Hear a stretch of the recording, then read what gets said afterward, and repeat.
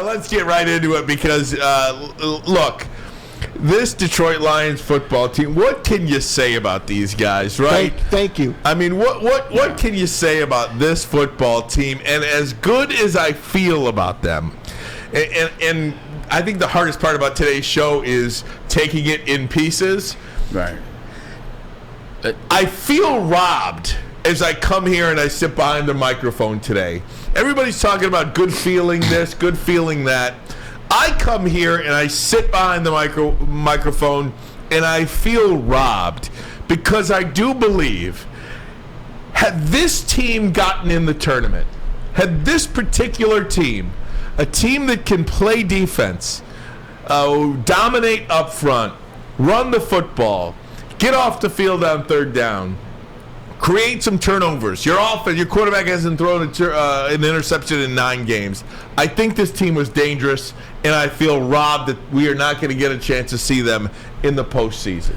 The good thing about doing this show with you is you're a Detroit Lions fan. I make it very clear I never have been a Detroit Lions fan, but at the same time, it's good for the city of Detroit when the Lions win. So by that measure, I support the Detroit Lions.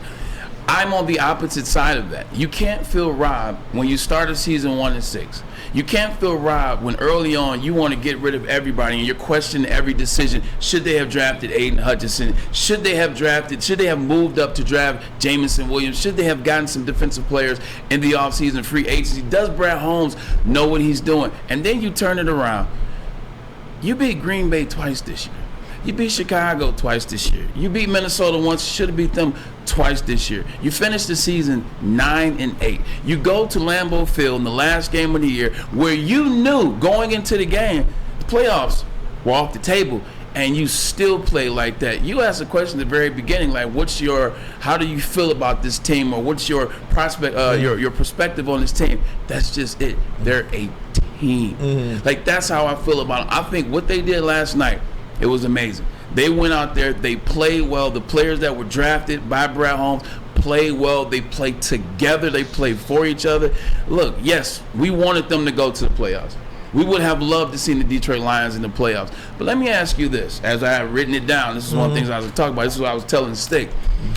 I feel like yesterday was the perfect ending. And yes, you want to get to the playoffs and all that. I think yesterday is a perfect ending, and I'll say this. They turned it around. They win 7 of their last. They win 7 of their last 9 games. 8 of their last 10. Excuse me. 8-2 in their last 10. 8 of their last 10. They play together. Every player that you drafted, you saw like just take over. You saw them come out of them shell. You saw the growth. You saw the maturity. You saw the Detroit Lions go on the road and beat the Jets when they needed to get to the playoffs. You saw them go to Green Bay, Lambeau Field, where Aaron Rodgers is probably playing his last game. The guy that sticks it to you the most, you stuck it right back to him. And this is his last game.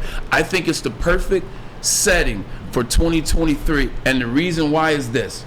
If you go to the playoffs as the Detroit Lions and you play the 49ers, or let's say you play 49ers next week and you lose by 40 or you lose by 30, even though they got to the playoffs, I think it kind of lessens what the Lions did in that last 2 months of the season. I think it ended on a perfect note. Let me pick up what you're saying right there, because I think you're making a very important point.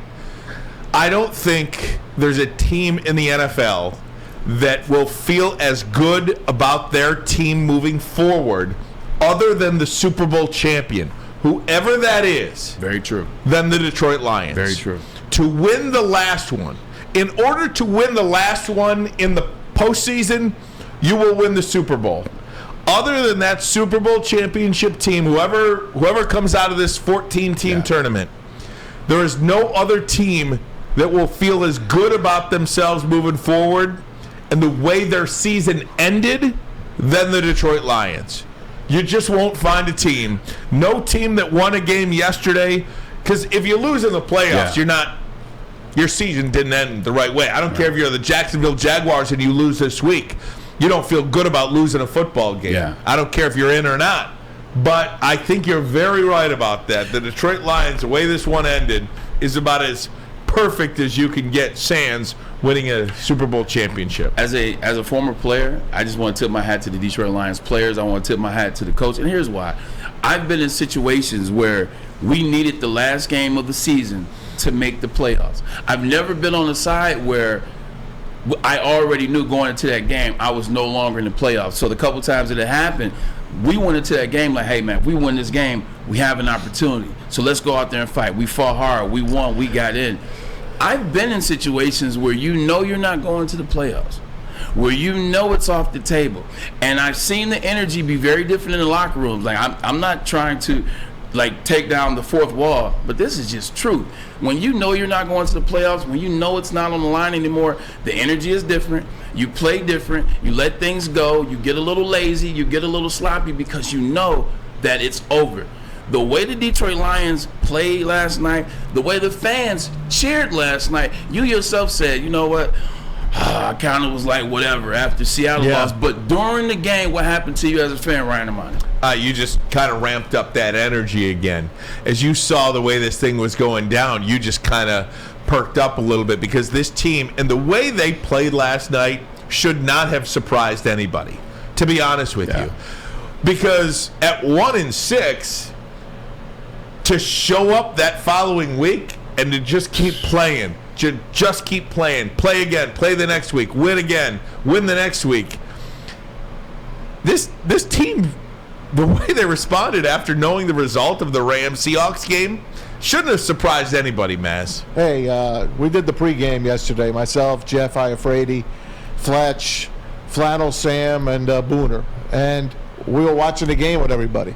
We were watching the Seahawks and Rams and rooting for Baker and the Rams and Sean McVay, which could have been his last game. The way that game ended, it took the life out of everybody. It really did. We were on the text, all of us, the team text, and it felt like you got you got kicked in the stomach. That's how it felt. So I was driving home. I got the radio on. I'm listening to Dan Miller. Game's about to start, and I'm like, I just don't give a damn. I really don't. I even stopped at Kroger, did a little shopping on my own. By the time I got home, it was in the first quarter already. And then I finally, unloaded all the groceries. Kathy sees me, says, "I'm sorry, honey." That's the first word she said to me. I'm sorry. I'm like, it's all right. I'm used to it. So I get dressed, put my pajamas on, chill out, watch the game. And all of a sudden, I'm like, yeah. By halftime, I forgot that they didn't make the playoffs. I wanted to get that win so bad, and I was so freaking proud of that team. So proud of that team. I could not wait until hearing all the post-game stuff. Yeah. I took everything in. I was up till 2:30 in the morning.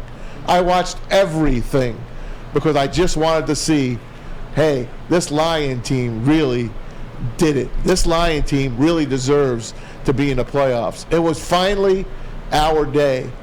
And in perfect Lion fashion, we got screwed anyway. But I'm happy. By Quandre Diggs of all people. I'm finally happy. I'm happy with the season. Ryan, Braylon, we won our playoff game. Yesterday was a playoff game, I mean, that's really what it felt like. You win or you move on. You talk about this being a special group. Dan Campbell talked about that after the game, just how this group, nothing fazed them. 1-6 didn't faze them. The Rams-Seahawks final score didn't faze them. They just kept playing. Listen, that was a good win. It was a great win. Our guys, I was proud of our guys.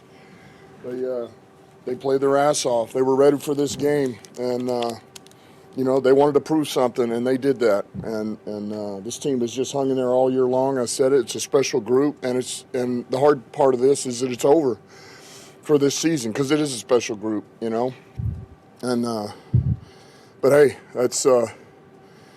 If you got to go down that one, if it's the last one for the season, then, man, what better way to go out than that for 2022? No doubt about it, Braylon. That's exactly what you were just talking about. What better way to go out if you're not going to make the playoffs? What better way to go out than to win 8 of your last 10, go 5-1 in the division? So we talk about these things. What is the standard for Detroit Lions football moving forward? I want to ask you guys that.